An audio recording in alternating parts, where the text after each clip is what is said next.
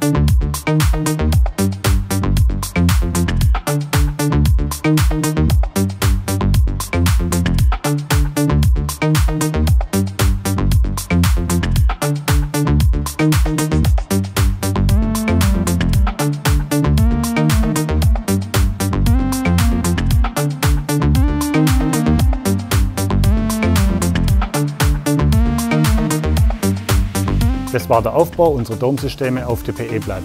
Hier verwenden wir dann den vorhandenen Kies oder das Substrat als Ballast. Alternativ können wir auch auf dem Kies oder auf dem Substrat aufbauen, verwenden hierzu als Unterbau Gehwegplatten. Ich hoffe, wir konnten euch helfen. Bei weiteren Fragen zögert nicht, uns zu kontaktieren.